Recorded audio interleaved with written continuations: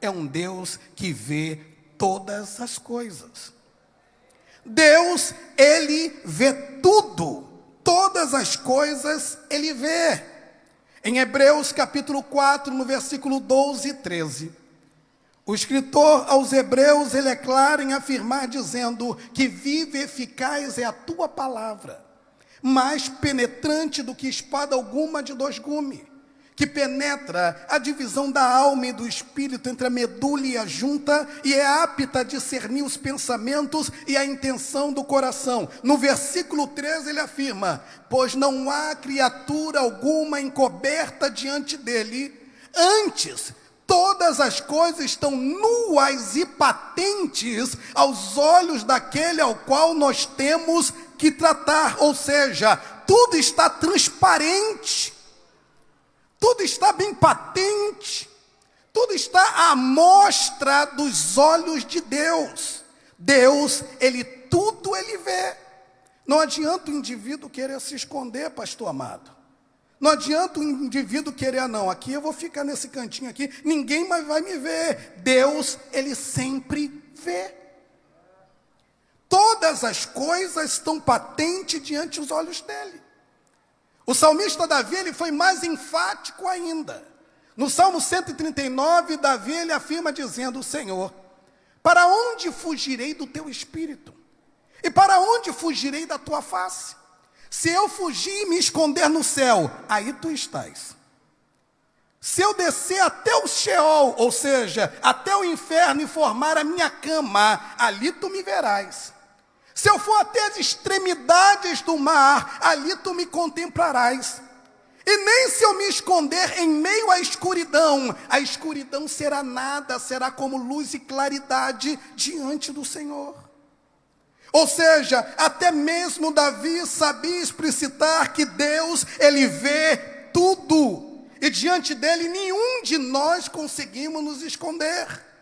Agora, o que é mais interessante, nem o bom, nem o mal se esconde dos olhos de Deus. Provérbios capítulo 15, no versículo 3. Salomão, na sua sabedoria, ele está falando da seguinte maneira: que os olhos do Senhor estão em todo lugar, contemplando os bons e os maus. Tudo Deus, Ele vê. Agora, o que me chama mais atenção nisto de falar que Deus, Ele vê todas as coisas, é que Ele vê também o nosso sofrimento.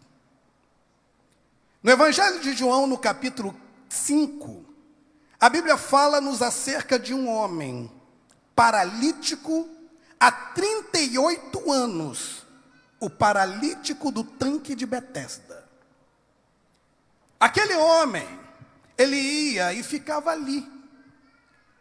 Alguns historiadores, alguns pesquisadores, doutores da Bíblia afirmam que praticamente ele nasceu e os seus pais o conduziram ali e deixaram ele lá. E ele foi sobrevivendo ao longo do tempo.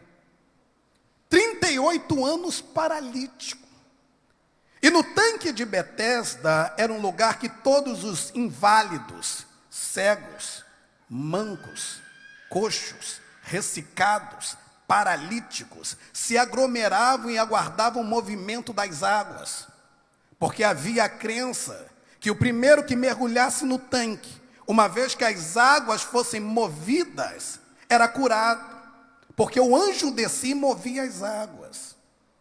Ocorreu que aquele homem estava no tanque de Betesda, aguardando o movimento das águas para ser curado. Porém, a esperança foi se esvaindo. Primeiro ano, nada. 5 anos depois, nada. 10 anos depois, nada. 15, 20 anos, nada. 38 anos e nada. E o homem continuava paralítico. Porém, o interessante é que o termo tanque de Betesda, a expressão Betesda, Bet, em hebraico significa casa, e Shess, Betesda, significa casa da misericórdia. Ali era a casa da misericórdia, e aquele homem aguardava a misericórdia da parte de Deus. Aconteceu que o Senhor Jesus, ele chega na casa da misericórdia. Ele contempla um punhado de inválidos, mancos e ressecados. E agora ele atenta para aquele homem, sem esperança, almejando que alguma coisa acontecesse para que ele alcançasse o milagre. Porém, 38 anos na mesma situação, ele aguardando um milagre, alguma coisa acontecer, porém, sem esperança. Por tantos anos se passarem, e ele sendo paralítico, ninguém podia o encaminhar até o tanque. Aquele homem naquela situação, ele recebe a visitação de Cristo. Jesus olha para ele e diz para ele: queres ficar são?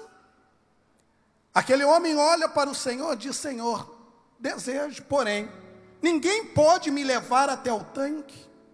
Jesus olha para ele, repleto de misericórdia, na casa de misericórdia. E Jesus diz a ele: levanta, toma a tua cama e anda. E na mesma hora o paralítico toma a cama e sai andando curado para a glória de Deus. O milagre aconteceu porque Jesus manifestou misericórdia. O que me chama a atenção é que a expressão misericórdia, no hebraico, dá todo o entendimento de remoção das misérias. Quando uma pessoa pede a Deus: Senhor, tenha misericórdia, essa pessoa, na tradição hebraica, ele está pedindo assim: Senhor, remove as minhas misérias de diante de mim. E não contempla, não olha para mim olhando as minhas misérias. Ou seja, não olha para minhas fraquezas, não olha para minhas falibilidades, não olha para os meus problemas. Porque se o Senhor olhar para mim e ver os meus problemas, minhas fraquezas, os meus pecados, os meus erros, Senhor, eu jamais alcançarei uma piedade ou uma graça do Senhor. Mas se o Senhor remover as minhas dores, se o Senhor remover as minhas misérias, o Senhor pode me olhar e com certeza eu creio que eu vou receber o milagre do Senhor. Nesta noite, tanto eu como você devemos pedir a Deus: Senhor, remove as nossas misérias e olha para nós com um olhar de misericórdia. O segundo entendimento para misericórdia vem do grego, onde no grego miséria significa extrema dor, extremo sofrimento, extrema aflição, isso é miséria. Extrema pobreza, isso é miséria. Agora, cárdia vem de miocárdio, ou seja, o músculo do coração. Quando nós falamos para Deus no grego: Senhor, tem misericórdia, é o mesmo que você falar assim: Senhor, coloca o teu coração na minha dor, coloca o teu coração no meu sofrimento. Senhor, coloca o teu olhar na minha extrema pobreza. É você falar para Deus atentar para você, para a sua dor, para o teu sofrimento, e Ele te conceder a graça e o milagre sobre a sua vida. Nessa noite, há pessoas aqui entre nós que você precisa suplicar a misericórdia de Deus. Você precisa pedir a Deus para que Ele olhe com um olhar de misericórdia sobre a sua vida. Que Deus ponha o coração dEle sobre você. Dê uma atenção especial para a sua vida, para que você alcance a misericórdia, o milagre e o favor de Deus sobre o seu viver. Quantos precisam dessa graça e dessa misericórdia do Senhor? Levanta a sua mão e adore ao nome de Jesus. Em segundo lugar, Deus, Ele ouve. A Bíblia diz que Deus, Ele afirmou a Moisés dizendo: eu tenho ouvido o clamor do meu povo. Deus, Ele ouve o clamor. Deus é um Deus que ouve as nossas orações. Em Isaías capítulo 59, no versículo 1, A Bíblia diz que eis que a mão do Senhor não está encolhida para que não possa salvar, e nem os seus ouvidos agravados para que não possam ouvir. Deus está te ouvindo, minha irmã. Pastor, estou passando por uma situação difícil. Descansa, Deus está te ouvindo.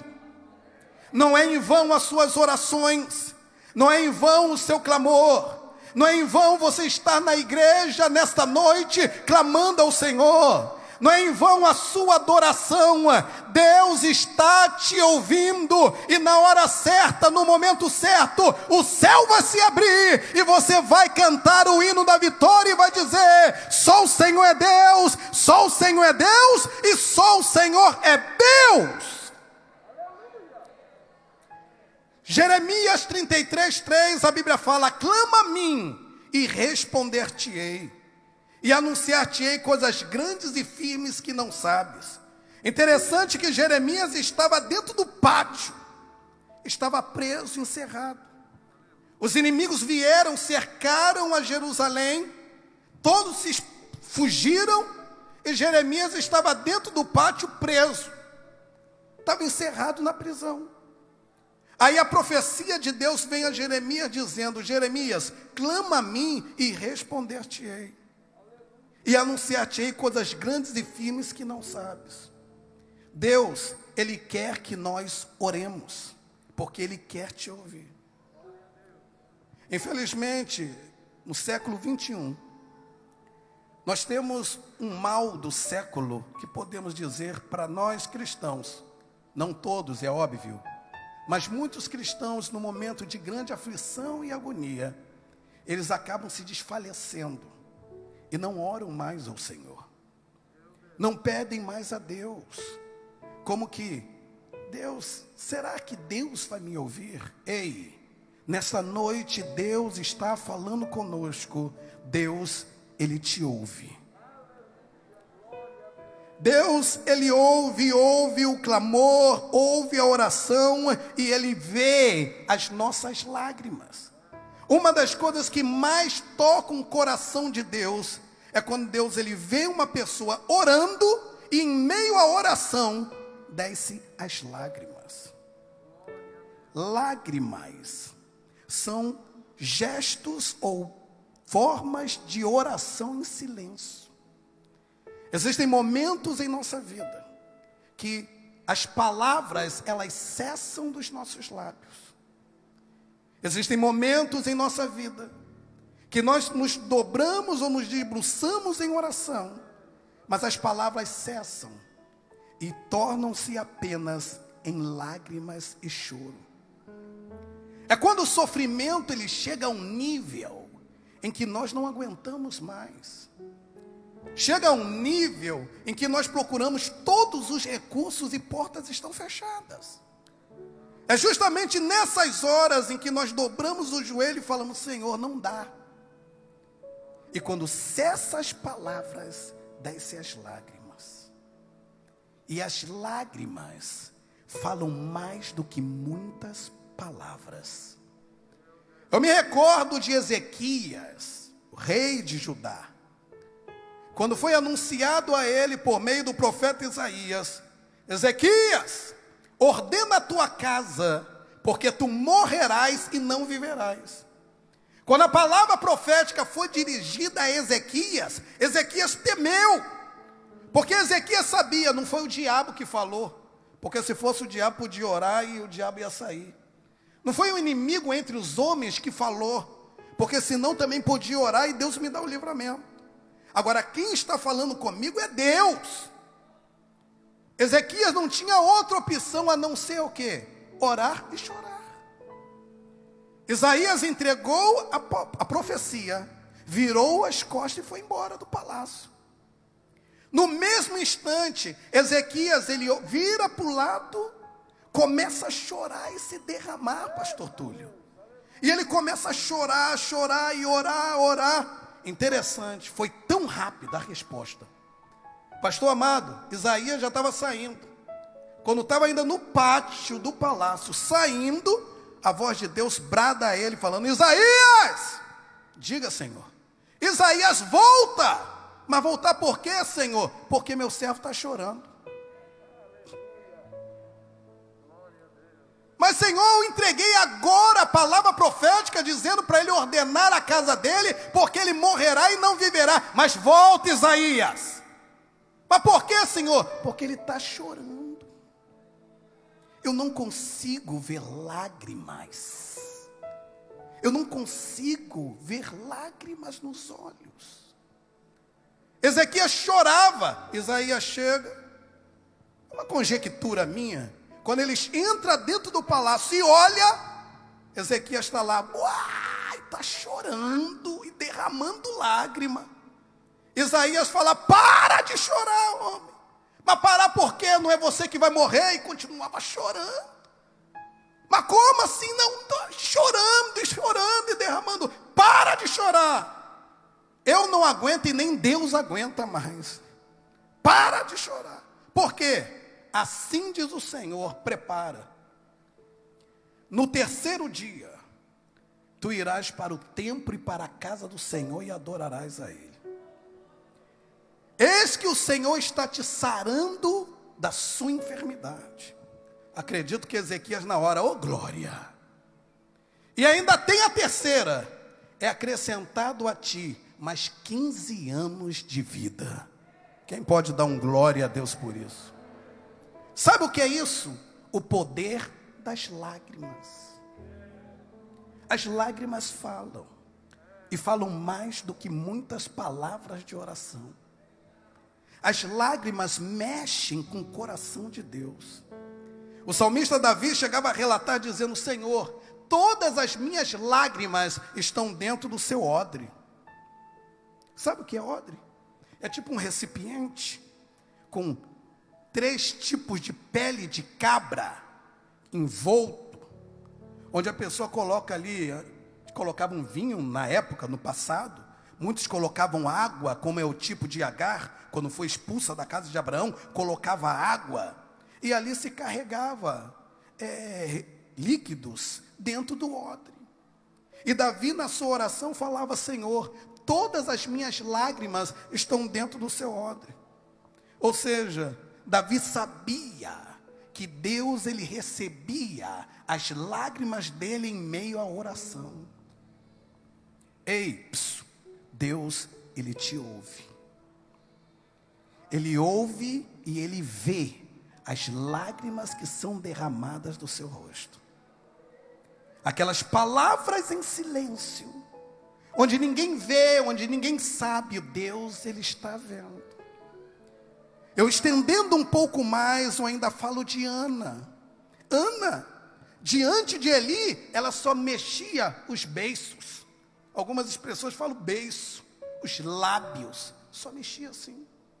Eli olhou e falou, essa mulher está embriagada. Ela falava, não estou embriagada. A minha alma está cheia de angústia diante do Senhor.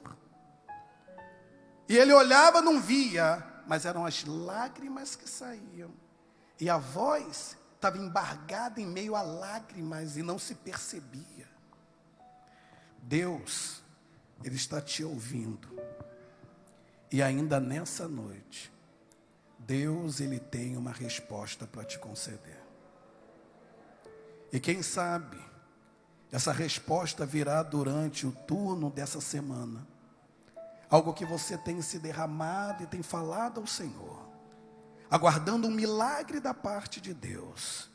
Mas o Deus dessa igreja é um Deus que te garante as suas orações, as suas lágrimas não é em vão. Deus, ele está recebendo, está guardando no seu odre celestial. Quantos podem receber isso e crer? Levanta a sua mão e adore ao Senhor. E em terceiro lugar, para mim encerrar, Deus, ele te conhece.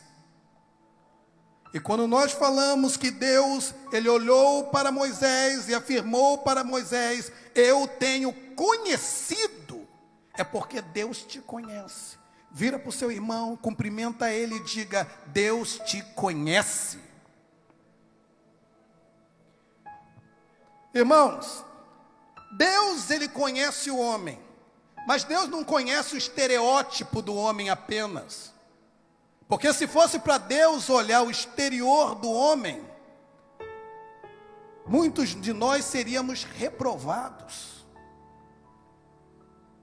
Porque existe aquele alto, aquele forte, aquele bonito de aparência, aquele de olho azul, olho verde.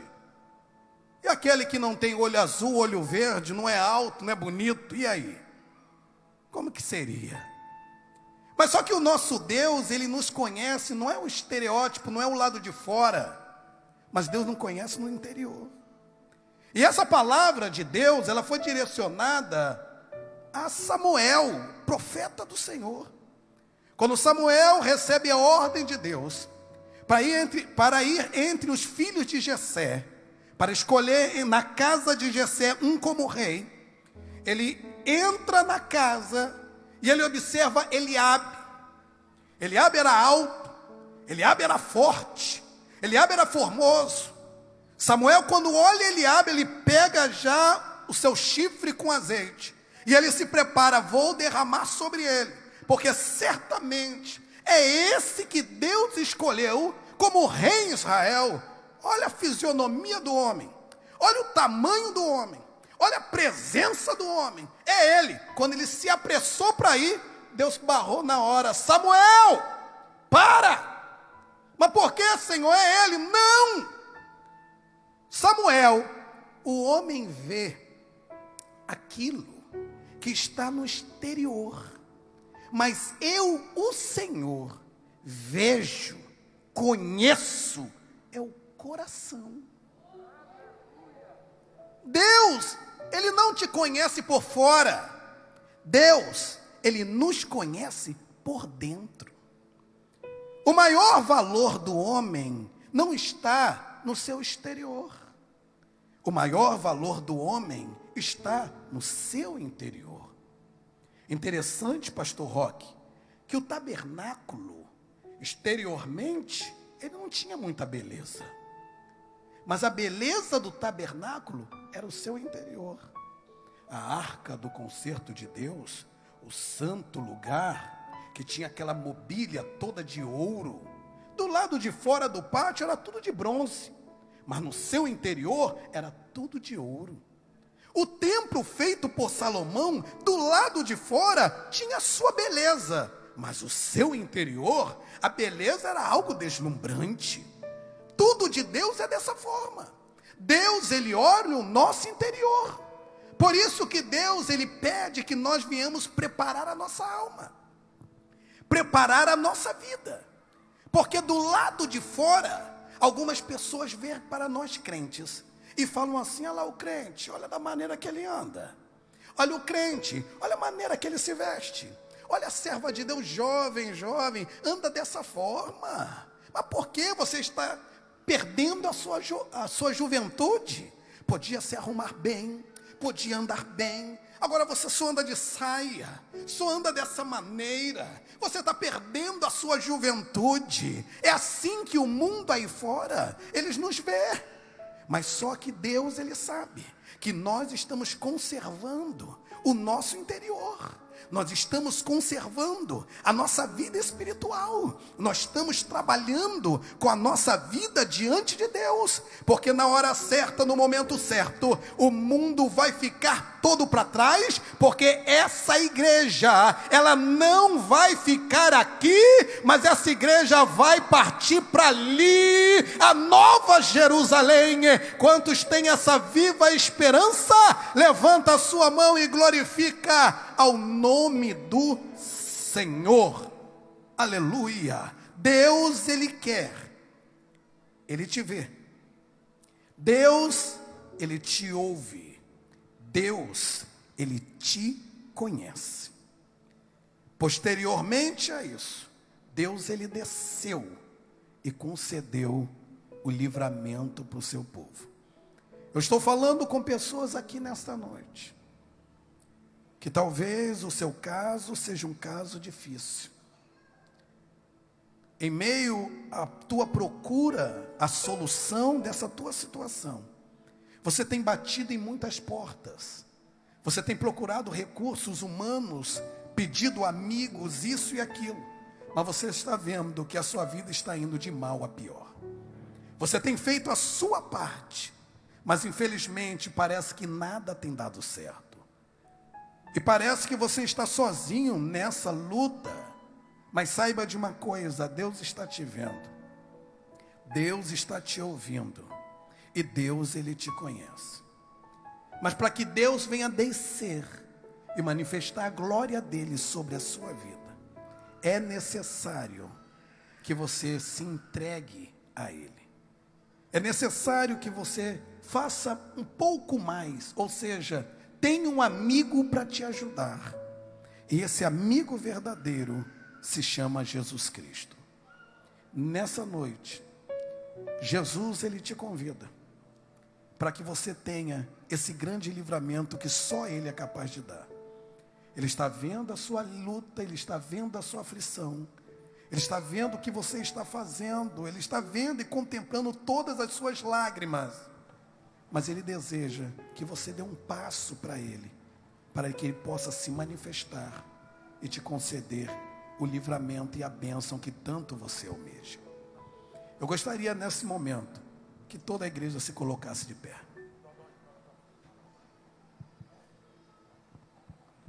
Eu gostaria de chamar aqui à frente, inicialmente, todos aqueles que ainda não aceitaram a Jesus Cristo.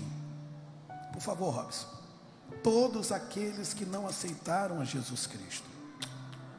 Você que ainda não entregou a vida para Cristo. Você que sabe que você tem lutado, mas parece que tudo está fechado ao seu redor. Jesus é o único que pode te auxiliar nesse momento. Mas depende de você. Depende de você tomar a decisão correta para que Deus venha